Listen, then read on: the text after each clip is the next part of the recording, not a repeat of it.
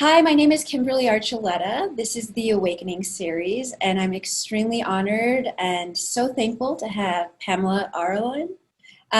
She is a God realized mystic, having been personally guided by God realized masters. I have watched her show. I am so amazed. So, again, oh my gosh, Pamela, we are so honored to have you on the Awakening series. Thank you so much for your time. You are a beautiful, wonderful soul. Pamela, if you wouldn't mind getting started and letting us know about your journey, I'd love to hear. I can't wait to hear about your journey. Whenever people ask me that, I often just respond, what does that mean, that word journey? Because it's been a lifetime and beyond expression.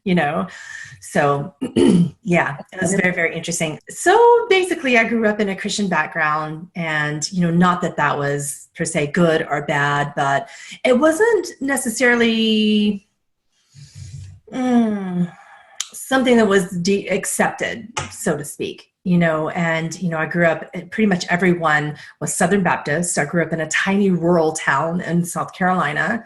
And, it was kind of one of those backgrounds where you go to church every Sunday, and then you have Bible camp every summer, and you have Vacation Christian Bible School on top of that every summer, and you have every Wednesday prayer groups at 7 o'clock p.m. And you then go to church on Sunday morning and then eat. And in the middle of all of that, there was this little child who was kind of speaking out of turn and a little bit unusual, and blurting everyone's secrets unknowingly and thinking that everyone else could read minds like she could. And, and that was me. I would just blurt things out, at the adult table, because I couldn't quite understand other children very well. And I was always wanting to understand the adult mind. It just didn't make sense to me. So I was incessantly blurting out things at the dinner table, like, why does so-and-so look blue today? And I didn't mean they were sad. Like, I meant I could see a blue energy field around them. And it shocked me if it was different than any other day. So I started out seeing energies. Wow. Went from there. And then at age 5, I had this incredible awakening experience. Just, we grew up really, really poor, and we cropped our own food. We had a huge garden, and we had tons of cousins, and we just a huge family. And myself and my grandparents and my parents, we all lived in one tiny little mobile home in the middle of this huge plot of land, and we were always cropping our own food and then canning it and then eating it all winter and that kind of stuff. That was my background, and it taught me my connection with the land. It taught me my connection to my ancestors. It taught me how to be responsible for Mother Earth. And it taught me a deep connection with the elements of nature. So that, as an alchemist, is what I call myself today.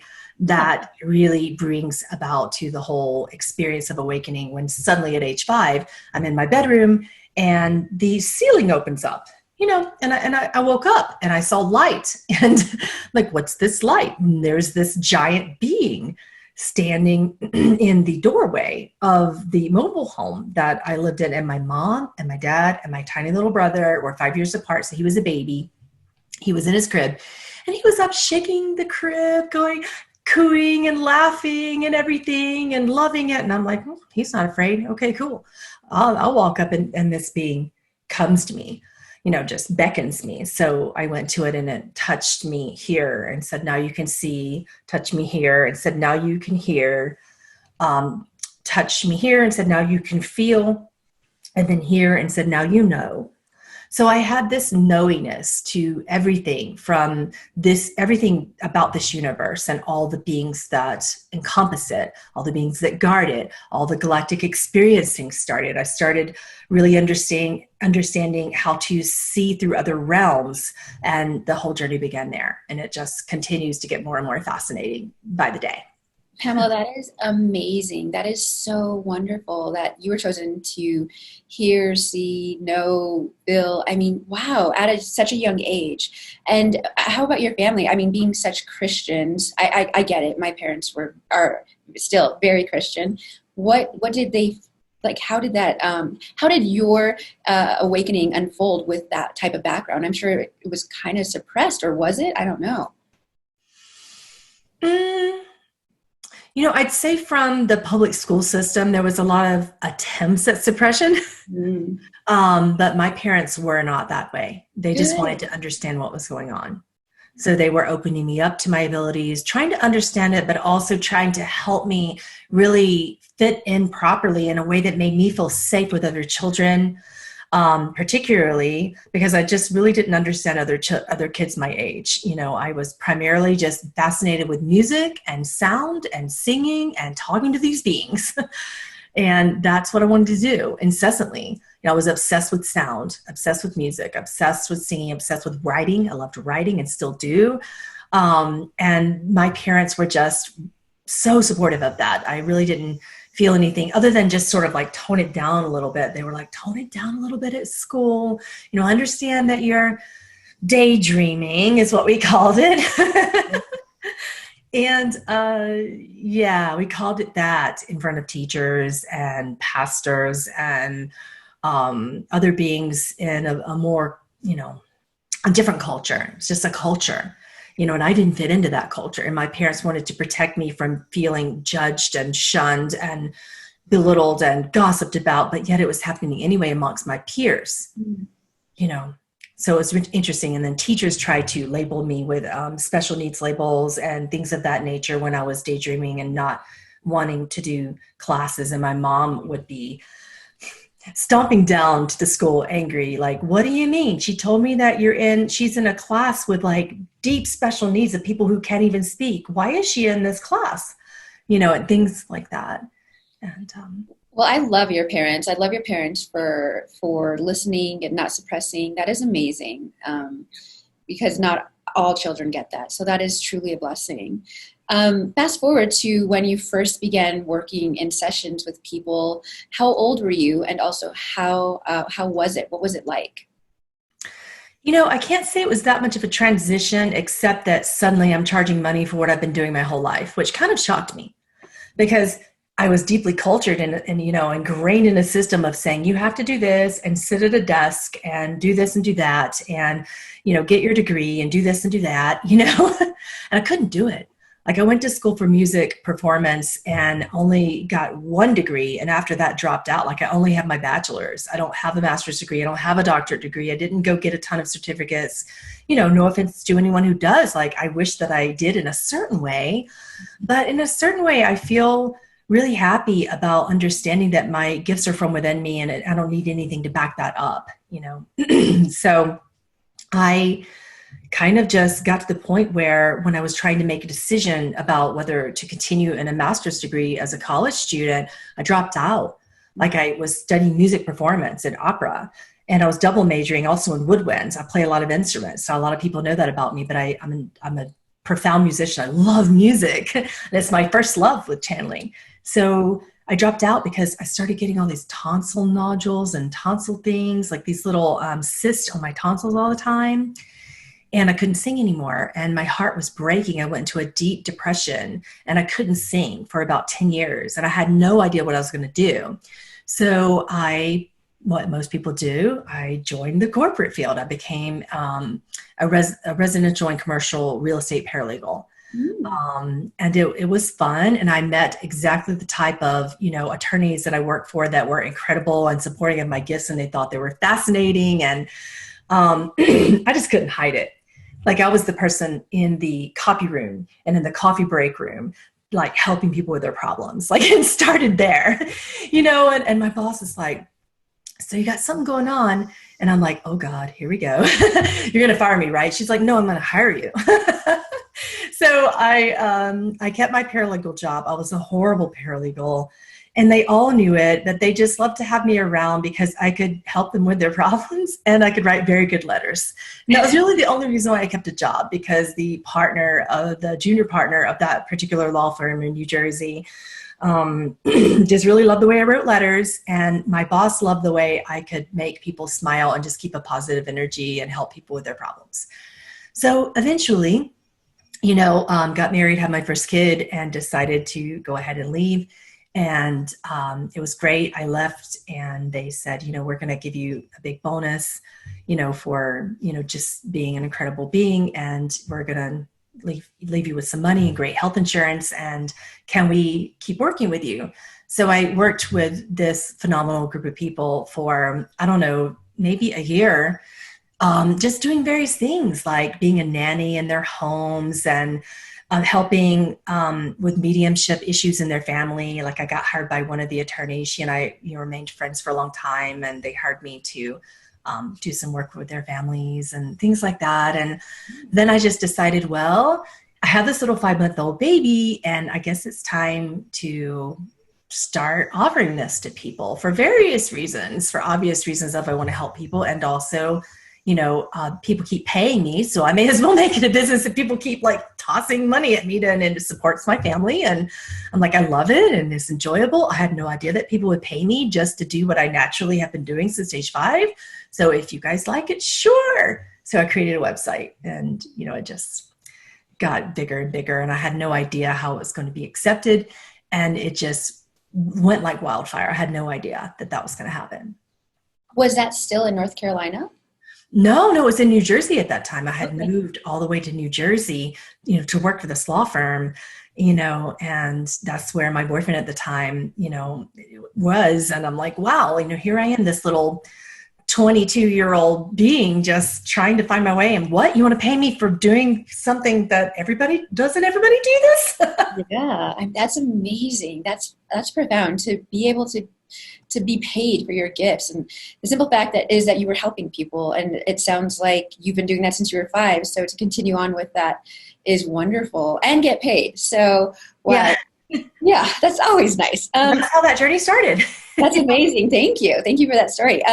So as far as your practice itself, what do you do now compared to what you did then? Yeah, I would really call myself more of an alchemist. I love yoga, particularly Eastern yoga. I have a huge following in India because I understand pratyahara and pranayama, which is I love breath, and as a singer, that just naturally went hand in hand, that I always have deep control over my breath, and it just I wanted to start a practice. So I follow the path of Kripa, which is called grace. And I love mantra, and I love to create various types of mantra and to also follow standard practices of the Shabad. So I love, Gurmukhi, and I love Sanskrit mantra. I love every type of mantra, and, after so many years of like doing readings and sessions to just help people understand their lives, I started to understand that I prefer teaching more than readings, because I felt that that anyone can do what I do. And I wanted to show that to them and help them find their purpose, help them find their path, help them find, their unique creative journey. And that's how that got started in mentorships. So I've been mentoring people for 11 years now. Wow. How many people do you think you've mentored throughout this time? My client list right now is at about 20,000. Gee whiz, Pamela, that's amazing. So I just love to help people understand that it's not about, and I feel like I'm bridging both worlds, because I deeply understand devotion and practice for Eastern yoga. And I also deeply understand the plight of most highly sensitive empaths on this planet, who are just awakening and trying to understand what they feel and what they're thinking, and simultaneously trying to function in a society that is not built for functionality for a highly sensitive person. So I feel like I'm bridging, the East and the West in terms of honoring each practice of both New Age and Eastern yoga. That's amazing. I love it. As far as your daily practice, can you give us some insight on what you do daily? Well, I do something called source tones. Also at the age of 5, when I would hear someone's voice, it's very frequency oriented, I would start to hear sounds. It's as if their body and their essence, not just their body, but their entire essence, produced a unique tone. And I call these source tones. I'm able to hear these tones. They're particularly vowels, but they make all sorts of sounds and songs, and they have great lyrical value for meditation. So I started hearing, I call them your soul's song, and I've called them source tones now as the name of the practice. So I figured that me at that time, as a young person, having a really active intellect, I just really could not meditate in silence. I tried self-inquiry. I tried just various types of focus in yoga. I tried various types of Buddhist practices with like following the breath around my abdomen and just various types of Zen practices and Eastern practices. And I just couldn't make my mind be quiet until sound got involved. And I had no idea that singing the sound of myself would quiet down my mind and allow me to go into a deep nothingness, a deep quiet. The sound produces a deep quiet. And I call that divine sound current. And that's something that I just love to do. I love to sit with, sound, with divine sound. And I just chant my own soul song over and over and over again in my mind, or sometimes out loud. And then I go into a silence for a little while. And it's very easy. You don't have to do it, but maybe 20 minutes. It's not like a profound practice, but that led me into asana and trying to learn various positions and mastery of asana, which then I went down that route. But on a daily basis at this stage, I just sit with sound. That's what I do all day. That's what I love. And yeah, that is your passion. So it makes total sense. But I'll be honest with you, I've not heard many people say they sit with sound, but it makes so much sense, especially with people like possibly, well, me too. I have to say my mind is everywhere, and I can shut it off, and I can get into that meditative state if I really try. And it takes me quite a while to have nothing, right? Like not following those thoughts. But the fact that you said sound and bringing it to that like state of mind it changes things. It mentally changes the state of your mind completely. And you are that because of the sound, you're not thinking of anything else. I get it now.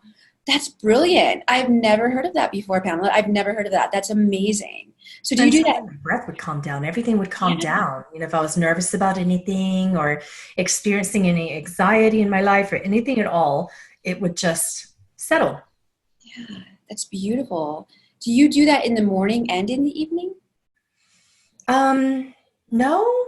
I find that at this stage, I just go about it whenever I want, but I like it first thing in the morning, and right before I go to sleep is the best thing to settle my mind. Like the mind is very active at night because you've had this full day of stuff, and our modern American culture isn't very congruent with the sane silence that embodies a stable spiritual practice and of like trying to function in this world of conditions that are almost insane, like straight up getting up and ignoring yourself. And just the first thing we do is normally in America is not meditate. We're worried about what bills we need to pay and if we're going to make it to work on time and if we're going to have time for breakfast and exercise and taking care of the kids and all these things. And as a mom of 4, I found that sound was the quickest way to really connect to my breath. And if you can connect to your breath properly and really just be still in your body properly and in your mind properly, you don't need to be in a meditative practice for hours. Mm-hmm. You just don't need to. That's beautiful. That is so phenomenal. I am so going to try that. Thank you. Yeah, and it's easy. It's you. It's your voice and whatever mantra. Yeah, and I started just saying, I hear your source tone. Would you like me to teach it to you?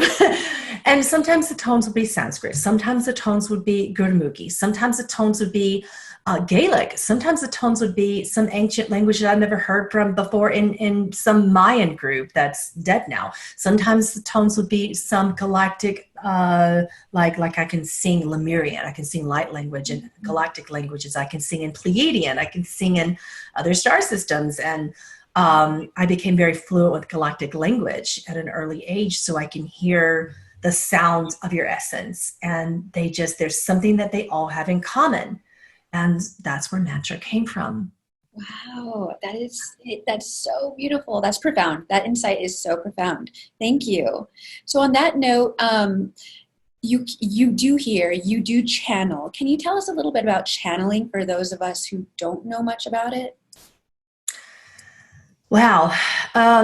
There's so many ways that I could define channeling, because humans tend to believe, most people believe that there is an other self out in the world, that there's we're taught, particularly in New Age communities, to speak to spirit guides, to speak to angels, to speak to ascended masters, that there's something other than you that's more powerful than you, that's more connected to you, that's more divine than you. And we're taught that based upon standard conditioning in society.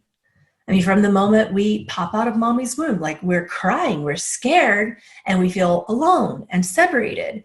So when we start to really, and then we start to be taught, okay, sit down, be quiet, be good.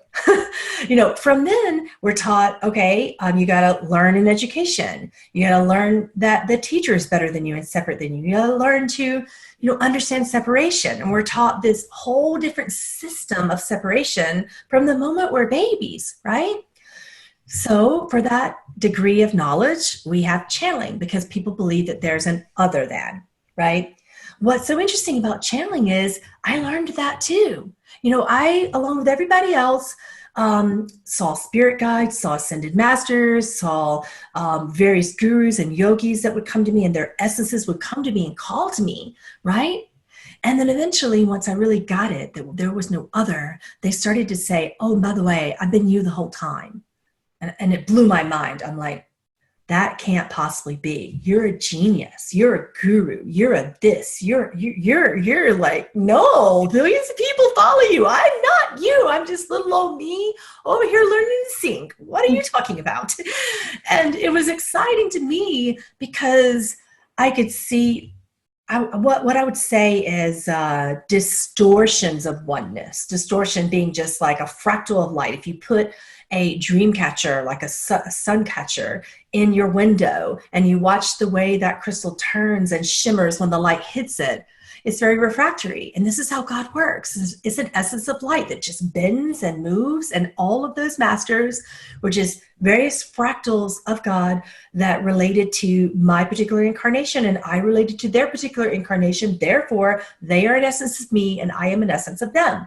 So when I started to understand that I was talking to a version of myself, it got a lot easier. Prior to then, channeling was really shunned in my spiritual communities. Like I said, I grew up Baptist, and they were like, we may as well call that a possession. And then I started sitting with different New Age spiritual teachers, and they're like, well, it is kind of like that, but it's like a partial possession, because you're letting something that's other than you take over your body. And I realized that there were different types of channeling. There's what I call clear conduit channeling. So in clear channeling, what you do is you let the being take over your mind and your body, and basically speaking, it's entirely you, and you're awake and you can observe it simultaneously. It is one of the hardest things to do. It's really hard to keep your mind from wanting to get involved in that. Like they have to completely take it over, but it's training. So then I started to learn trance channeling, and I love it. I love trance channeling because mind is not involved. My mind is not used at all. It's not utilized. I basically can astral project and pull my entire mind out of this body and pull that essence out, go to my safe place or my meditative place, whatever you want to call it. And then that being comes in, that other me, whatever you want to call the me, whether it's Jesus or Dolores Cannon, those happen to be some of my favorites. And they come in and they use my vocal cords. And I feel this energy in the back of my neck about right here. Many channels will talk about this little part right here. And I feel like a puppet. I just kind of feel like my body just kind of moving around, and you'll watch my channelings on YouTube go in that direction. And I'll feel my entire neck and shoulders relaxing.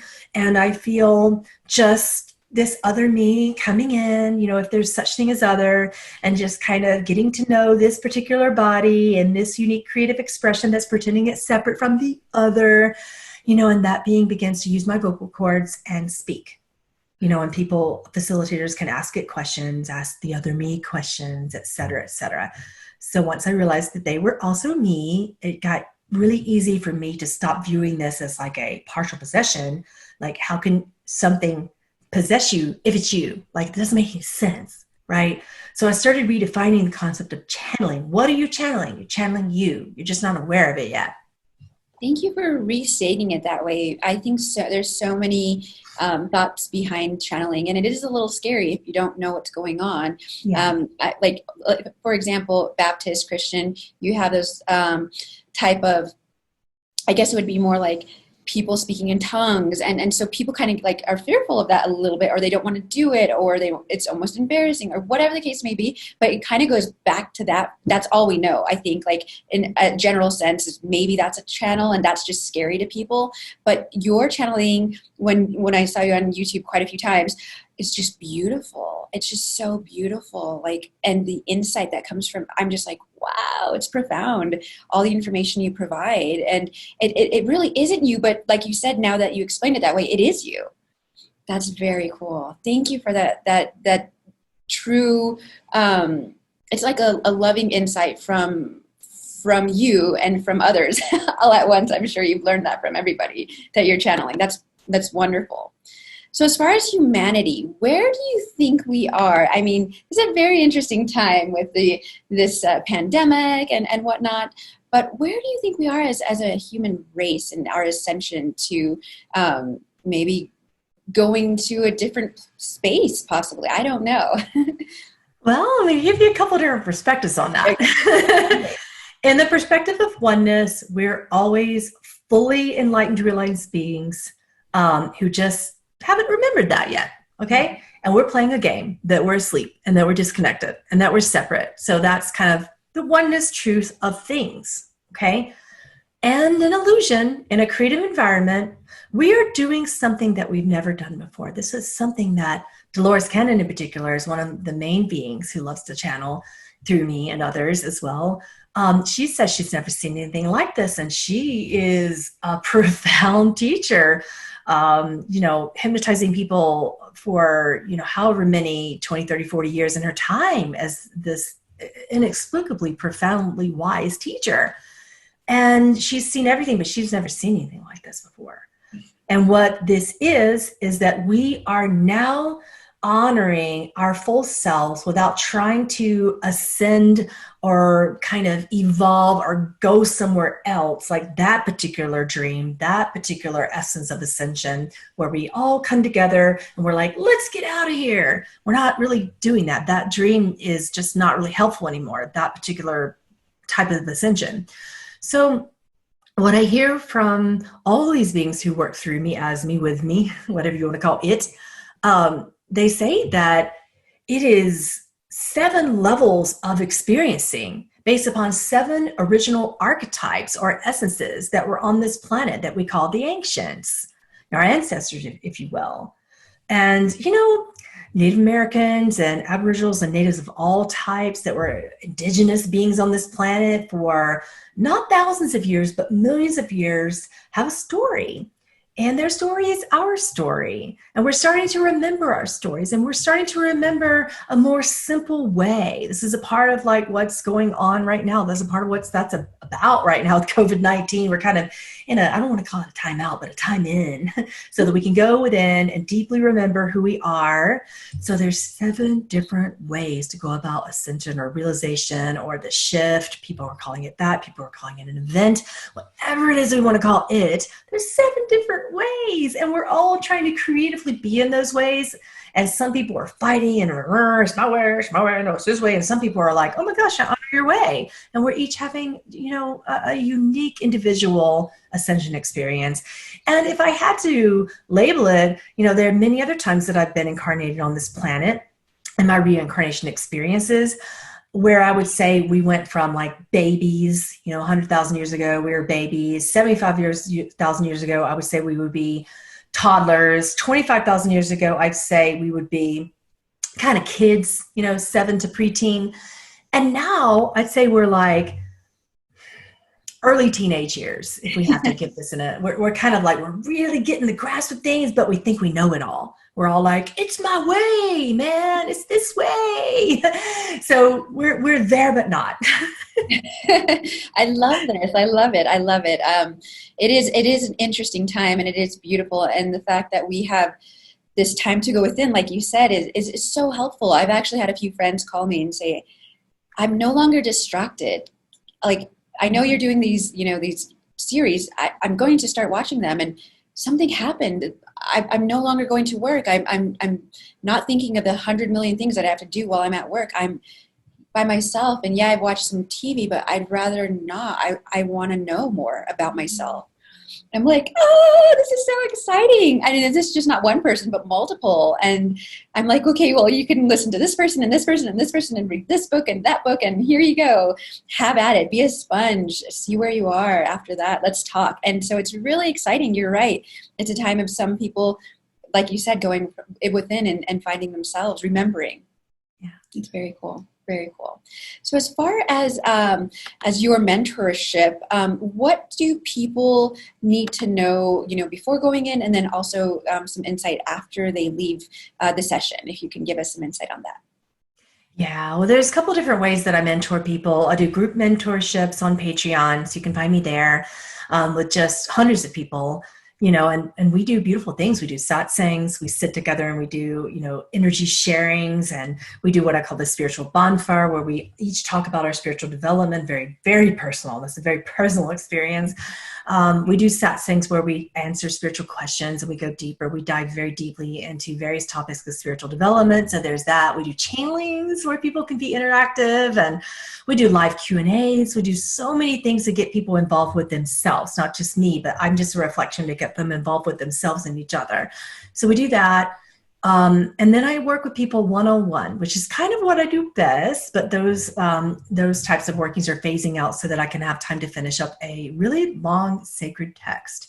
So they're phasing out. I'm only going to be doing them probably for this year. And after that, they're getting slower. It's harder and harder to reach me. So I'm working one-on-one with people still for this year at least, and we'll see how it rolls for next year. But for that type of mentorship, I would say that it's a unique personal experience. You have to be ready to do your work. I'm a bit of a catalyst. It's hard to work with me. I'd say I'm going to say, do this work, please. And if you didn't do it, we're going to talk about what came up in your life and shift the program a bit and see why. I'm a very compassionate person. I'm easy to work with, but it is one-on-one. Very one-on-one. There's no groups involved. It's just me and the student, and we sit and we talk about goals. We talk about their spiritual practice, their sadhana. We talk about what they're feeling that would be blocking them, or what their perception of a block might be. I find that a lot of people say they're blocked, or they say they're confused, or they say they don't understand. They say they can't hear or see or feel their guides. And I kind of give different perspectives about what that might be and why that might be the case, and what we can choose to work on, where the resistance is energetically for that to happen. So I just help people find their purpose and their creative paths to explore that purpose, their abilities. Because purpose is always an emotion. People have it a little bit backwards in terms of thinking that purpose is a job or a hobby or a goal or something you do. Well, I'm here to help you find all these things. I'm helping you find what's beyond that, and how we kind of, as a society, particularly in America, we go at this backwards. A lot of people come to a guru and they kind of throw themselves at the guru and like, you're my guru, fix it. What's my problem? Why am I not making money? Why don't I have a job? Why don't I like my job? And I'm like, all right, let's back that up. I am a reflection of the guru that's inside of you. That is in the only capacity that I'm a guru, is that I'm just a reflection of exactly where you are. So a guru isn't here to fix you. And if you're working with a guru that says, I'm going to fix you, you might better reassess that and think differently about what a guru really is, because that's not what we are. So I don't even like that term. It was just tossed upon me by the majority of you guys. So particularly in India. So with that in mind, I really help people find their own mastery and find the guru within them. And I call that the sound guru. What's your sound? What's your soul singing to me? What do you feel? Purpose is an emotion. It's not an action. It's not something you do. It's that light of God shining through you that becomes the most beautiful sound for all of us to hear and experience. And I eat that up. I just love working with people to find their unique essence. That is so beautiful. I would love to work with you eventually. I know you said you only through the end of the year, so people have to act fast, but that sounds amazing. And that kind of work, like you said, it is hard. I mean, you have to ask yourself these questions, right? And so to go within I guess when you're ready is when you're ready, and people will know when they're ready and they're searching for that insight and help. I think every single person needs a coach. Michael Jordan had how many? Kobe Bryant had how many? All these people had so many coaches, and they're the greats. So we as individual people doing 55,000 things on a daily basis with so many kids and maybe owning a couple companies or maybe working a couple jobs, who knows? we need help. I mean, what if our parents aren't around any longer? We do need coaches. So this is very, very helpful. And so what you're doing with your mentorship is helping people help others as well. Is that something that, okay. And oftentimes people come to me who are newly awakened, or perhaps they're really far along in their journey, but they need a reassessment of where they are and how they're really putting that into a practical environment, which is why I call my program Practical Enlightenment, because particularly being born this time in an American society, everything needs to be it's really different than any of the other lands that I've lived in, and other bodies and other lifetimes. Primarily is India, places where there's a very different system. So coming into America is very different because we kind of want to express in this way of also having a marriage and also having children and also having rewarding jobs. And we want that, deeply. And I get that. So I help people find that path in kind of a little bit more modern way, while also honoring the essence of all of my ancient elders, all the yogis that like to work with me and through me. That's beautiful. And there are so many beautiful, amazing gurus that work through you. And I've heard on your YouTube, it's so beautiful. If you haven't heard, you have to listen to her channeling. It's wonderful. So what next for you? You did mention something about rewriting some script or writing script. What is this? Yeah, I've been working on a sacred text that I call the Course in Forgiveness. And it's all about, where we come from and why we're here, and kind of, undoing some of the things that religion put upon society, just looking at that a different way, and looking at how the misinterpretations of that, and kind of going back to square one. And I call that the great forgetting. There was a time in these cultures where we created a very totalitarian way of being, where we forgot the simple, profound nature of living at one with ourselves and our ancestors, and with the land, and with all the elements of this beautiful earth environment. So I bring people back to that. And you can also be in a modern society. We're not like going and living in a teepee in my program. Like, we're really functioning in a way that we understand our technology. We understand that these technologies are beautiful, and there are ancient technologies of breath and sound and light that they come from. So it's about remembering that, Remembering, yes. So that's what that book is about. And I also have 2 albums out. My first album, oh my gracious, don't even get it, because I'm going to have to redo it. Like, I basically recorded it in a way where I had no idea what I was doing. And, it's beautiful, but it doesn't have good sound quality. My second album, I'm really proud of it. It's called Sacred Songs of the Heart. I worked with a really lovely producer. If you guys want to find him, his name is Michael Odell.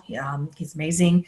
And basically with that album, it's all the songs that were sacred for me that you can use in your healing practice. Like the Ho'oponopono, the Hawaiian forgiveness prayer that many people know, that's on there. And there's just there's a Lemurian light language blessing, that comes about as an essence of source energy that you can use for your healing practice. There's the Om Mani Padme Hum on there. And there's so many beautiful songs that are mantras in particular, and Vedic songs. I love Veda. So there's a lot of Sanskrit, influence in this, and there are 9 beautiful songs on there that I'm working. And as of, I think here in about 6 months is our goal, we're going to be redoing that album, in a very different way, where you're going to get a different take of that album. It's a remix. So you're going to get that as well. Sacred Songs remastered and remixed. Very cool. And then I'm going to be recording again coming up here soon. As soon as we get out of quarantine, my producer has 3 recording artists lined up, and we're ready to go. Like, I have songs just pouring out of me. So you're going to get a lot more music, and I'm so excited about the music. Well, I'm so glad you get to go back to your passion. That's been your passion since day one. And obviously it's evolved to what it is today. So I can't wait to hear. And where can we find your album?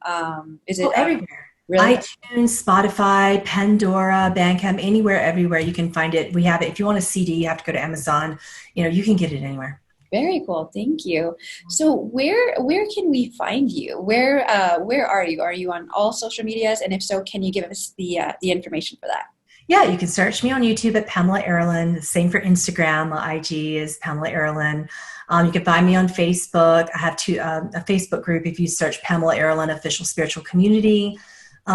We also have Patreon if you want to work with me and you want to save money and you just are budgeting right now for as low as like $13. People can sit with me and join my channelings and get their personal questions answered in satsang and have a real personal experience there. Patreon.com/Pamela Aaralyn. Then obviously with just my name, you can find me at PamelaAaralyn.com if you want to join my mentorship program. But it's really hard to get a hold of that. I'm phasing that out, and that might be done so that I can make room to give you guys more books and more albums. And then maybe I'll come back to it later. We'll see. So we've got just this year on that, just 2020. Well, you are such a beautiful soul. I have one last question for you, Pamela. What would you like the audience to know about you that we didn't talk about today? Oh my goodness. I can't think of anything that we didn't talk about today, but I would like to say something about humanity. Yes. Okay.